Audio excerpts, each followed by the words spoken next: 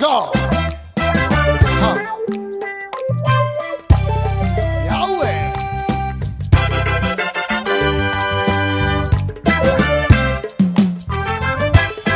It's amazing.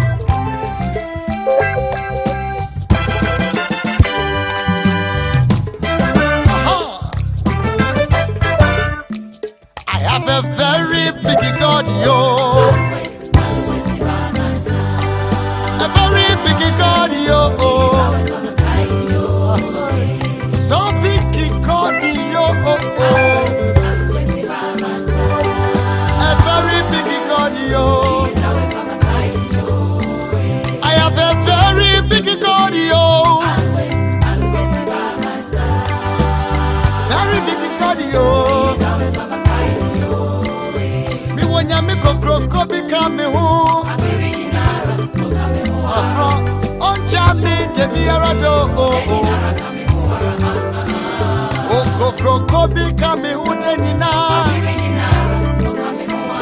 Okamu ara kenina. Me want ya me kakra become me who. Then na okamu ara.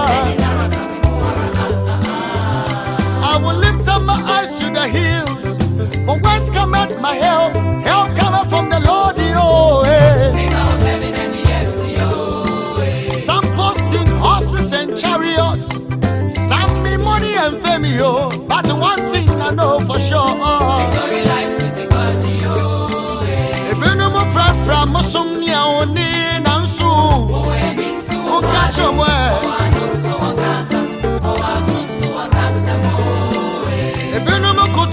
I'm a son, yon and so.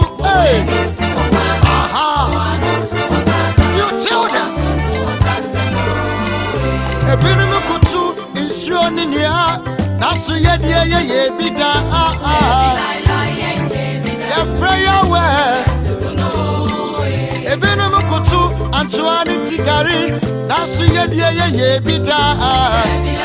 Yabaku to Jehovah. We are calling Jehovah.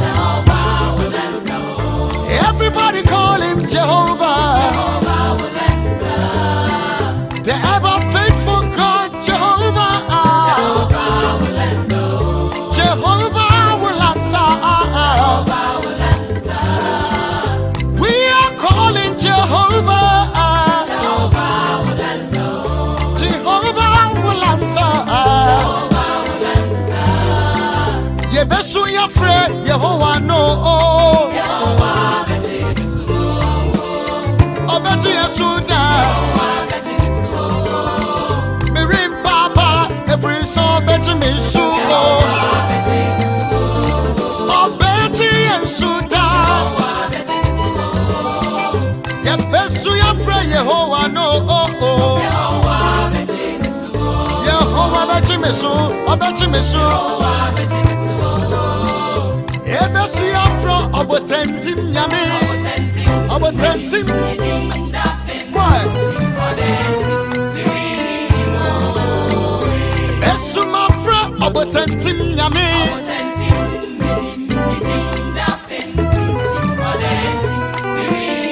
Rock of Ages Esu afro obotentim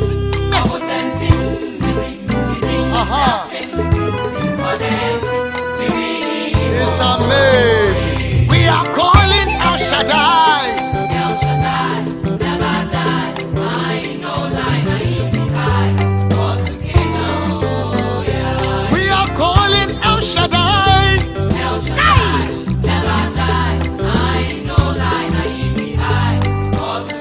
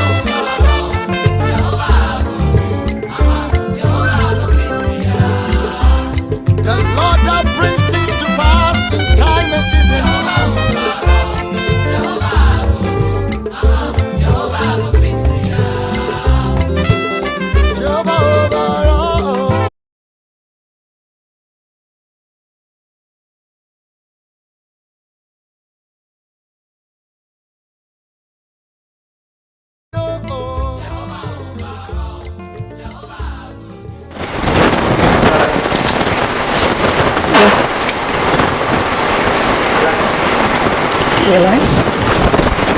It's one thing to be called into a ministry, and it's also another thing to be married to a minister of God. My name is Elbernard, and you're welcome to today's edition of today's episode of The Prophet's Wife. I have here with me only married men of God, and we are going to talk about a lot of things. But the first thing we are going to talk about is how to make your marriage exciting, like ways of making your marriage exciting as the wife of a man of God. I have here with me, please introduce yourself. Okay, my name is Lydia Isuma. My name is Irajo Ekwa. My name is Michelle Odonko. I'm Vera Banaman. And I'm Self-Called Juliet Do. Okay, so before we start, we would want to read a scripture from Ecclesiastes chapter 9, verse 9. I read, "Live joyfully with the wife whom thou lovest all the days of the life of thy vanity, which he had given thee under the sun, all the days of thy vanity. For that is thy portion in this life, and in thy labor which thou takest under the sun." Okay, so when we talk about you making your marriage exciting, well, I think before one can make his or her marriage a priority, exciting, the marriage should be your number one priority. You shouldn't let your work or anything, even your children, to come between you and your spouse, no matter what it is.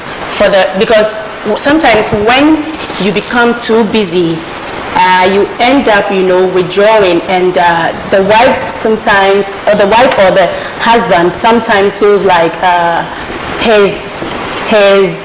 the things that is supposed to be done for him or her is being given to the work or the children.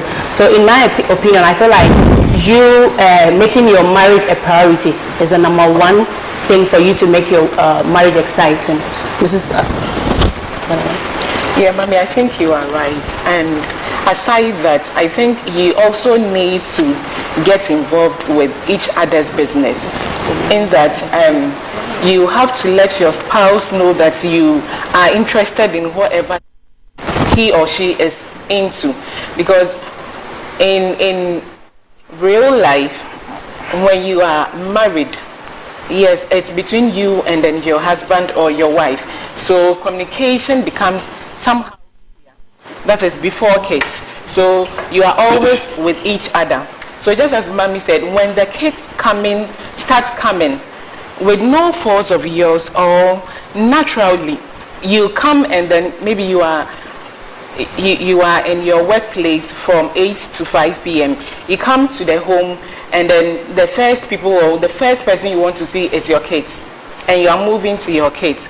So yes, if your spouse comes before the kids, I think it will be exciting. And then if you get involved, so you've come home, it's not like, oh, how was work, then that's all, I've asked about it. No, get more involved, then the communication will also prolong. So in case you're a banker, your spouse comes, oh, or if you're a teller, how was work? It doesn't end there. Were you able to balance something like that? Was there any clients who gave you? That's when he gets to know that what I'm doing, you are interested in it. And then it also prolongs the communication. So you enjoy each other's company. So if your husband too is a pastor, or your wife is a pastor, oh, how was the day? You laugh about it. Any member calling you, issues, something, have you gone through some tough times? Let the person know you are really interested, or you take interest in whatever that he or she is into. Then that prolongs the conversation. And then sometimes to make the marriage exciting, you also need to, if you have kids, sometimes you need to also push them away. Not pushing them away as in taking them out of the house, no. Like there is a granny in the house, someone you trusted, a nanny that you trusted, and you can keep them so that they don't just come in and then bother you. So sometimes when you are also away from the kids, you and me, and you also need to take notice of yourself. Sometimes you are going out, oh, you just open the door, I'm out. You don't even look at each other. Sometimes it's like, oh, you have to give me a peg or a kiss, then you go. Even the kiss, you don't just take notice of the person. So whether there is a new hairstyle or a fresh haircut, you don't take notice of that person. So you don't pass compliments anymore. And that makes the marriage exciting. Compliment each other. Yeah. If you are just saying goodbye or, oh, hi, see you in the evening. I mean, look at her or look at him. I like the way, I mean, if you are looking hot, compliment. So by the compliment, it's in your head. And so wherever that you are going, you are thinking about it. So before even when you get to the office and someone asks you or tells you, oh, I'm looking good. Oh, my husband or my wife had told me already. And you are thinking about it, the comments that your wife or your spouse passes. I think it can also excite the marriage. Okay. Doctor. Oh, okay. So, okay, I think I agree with I think we can also use our life as an example. as an example. Okay. So I think that what my fellow women of God have said, I mean, they are in place. And you need to know that for you to make a man excited, it takes the two of you. It takes both the man and the woman. It takes two to tangle. And you must make sure that when you are exciting the marriage, you yourself, you are also excited. Because there's one thing about getting the thing exciting, just to let the other person know that, okay, I can meet your needs, and inwardly you are not excited. So you need to come to that level where you can, so it boils down to the two of you. If you ask the man what makes the man exciting, he has a different view. Most men, especially the men of God, will tell you that, okay, you give me more sex and I am excited. Oh, yeah. Why would you know it's the men of God? Because I'm married to one. No, you're married to one doesn't mean all men of God. No. Let's say maybe that's your husband, but most not all men of God. Most men in general. Some men of God, not most men. Most men. Some men of God, some men not of most God, of them. Some men of God would tell you, look, this is what I need, whatever. And in our traditional society, the responsibility is placed on the woman alone to make it excited, and the woman ends up maybe getting exhausted because I come back from work late and I'm tired. Ask my colleagues, instead of asking for how the work goes and everything, all that you are looking at is when are you coming to satisfy what I want at a point in time. So from my point of view, I think for me to be excited, you must know each other. You must know what excites each other. You must look at when you were dating, what was keeping you together. What made you to say that, look, of all the men and of all the women, I choose you. So you need to go back to that point and you need to revise your notes. You know, when you get married, your mind made up that, okay, I'm married and everything must go on. But it takes work. Marriage is hard work. And for you to, it doesn't matter, almost everybody will marry, but not everybody will stay married. So exciting your marriage is a key responsibility for both. Okay. And I said communication is key. Go back to revising the temperament of each other. Go back to revise what was making both of you excited, and look for other ways, other nicer ways. I mean, ask your friends, ask your colleagues, what has been making you people, I mean, go on and on and on. Ask those who are ahead of you. Okay. The Bible said that whatever is happening has happened before. There's nothing new under the sun. So you have to talk to somebody and get more ideas. Oh, that's so nice. Okay, so Mrs. Odonko. Okay, I think that we can make time for each other. Okay, have time for each other. Plan a day out. It's very important. I want to be more practical. Okay. I have a very busy schedule. My husband is always busy. as well. So sometimes you plan a day out, have breakfast outside the house. Yeah, I know. I mean, it creates an opportunity to go out together, have fun, do the things like Dr. Sefako said, things that you were doing when you were dating. Okay, you can't just wake up and then say that, okay, today probably he has something to do. So as you're demanding, he probably will not be able to do what you're asking him to do because it's on impulse. Okay. But if you plan a day out, maybe once a month, you would have a day out, have breakfast, have lunch, have dinner together. It makes the whole thing exciting. Another thing you can also do is in making time for each other is maybe talk a lot. I mean, I leave the house very early and come back very late. But one thing we do is we talk a lot.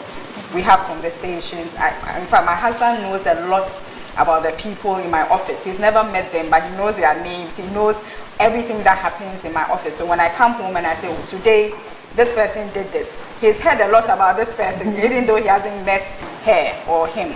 You know, so we chat. We have conversations. And I think it creates a platform for us to talk about a lot of things, and it makes our marriage exciting. Okay. Yeah. So I think we've said a lot, and we have Mrs. Esuman here. She just got married, so I would want her to talk about some of the things she's also, learned, and some of the things she does to make her marriage exciting. So, Mrs., let's hear from you. Okay, thank you very much. I would say that men actually, or men of God are men before they are called by God. Mm-hmm. And naturally speaking, men don't like to talk much. They would like to say one thing and that's all. They don't like to give details. Mm-hmm. And so to make our marriage exciting, I think that our men of God should come to that realm where they can give details when they are communicating, because it's very important. Ladies naturally want to talk. So when we come home, or you close from work, your husband is at home, or your husband comes back from wherever he went to, I think that the men should also learn to adjust. A men of God should learn to adjust, to listen to whatever that is there for as the wives talk about. And I also think that we as the women of God, or we as wives married to men of God, we must also consider their busy schedules. We must learn to also adjust for them to also rest a little. Yeah, so with this, I would say that it will go hand in hand. It will help both of us, so it will help the marriage to move on and be exciting. Okay, thank you. So I would read Proverbs chapter 5, verse 17 to 18. Confine yourself to your own wife. Let your children be for you alone, and not the children of strangers with you. Let your fountain of human life be blessed with the rewards of fidelity, and rejoice in the wife of your youth. Okay, so, well, I would like to say something. Okay. Concerning making your marriage exciting. I think that I've tried to study some marriages from different generations, and I think that one thing that is key is that we must learn to build a culture. Okay. I think that every married must learn to build a culture. Before we married, I was telling my then beloved something, said it sounded good, it was for instance, I told him that when we get married, no matter whether we are fighting or not, every morning you must give me a morning kiss. When I come back, you must give me welcome kiss. And then So you won't give him, but he has to. No, I mean that we have to together.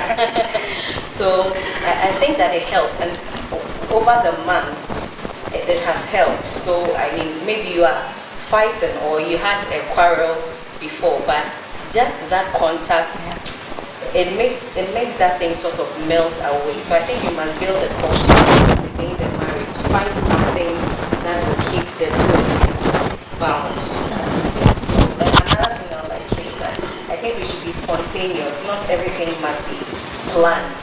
Yes, I think that life gets a little monotonous, and then when it happens like that, that it gets boring. So be spontaneous, surprise the person with something, and maybe just show another side of you to him or her that will get the person excited or surprised in a positive way. Okay. So with the scripture I read, I feel like sometimes you doing one thing all the time sometimes makes it boring. Okay. So like my husband would say, my own wife. Yes, your own wife, but there has to be new things each and every time. But if you wake up in the morning, Peg, I go to work, I come back, Peg, no outing.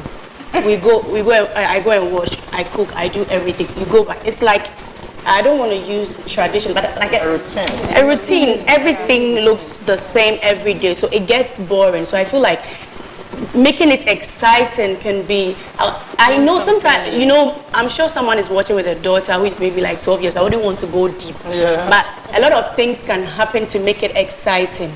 A lot of things. Not just giving your husband a peg and doing all these things, but we can make it exciting. I don't know by doing certain things. Okay. I want to say something.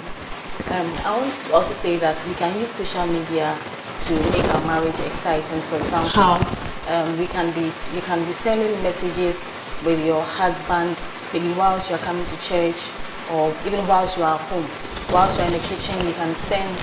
And that I feel like you are letting people know your every move. Like in the kitchen, you take a picture of yourself. WhatsApp with your okay. Just on WhatsApp and sometimes on Facebook, maybe your husband or your wife is not aware, you paste a picture, you write something nice about him or her. And I also feel like most of the marriages you see, you know, you see someone get married for like first 2-3 months, they are all over the place. You see them, oh my baby, kiss, So everybody is watching, because you just got married and you're all over the place, and they're like 1 year. So now the thing becomes like, oh,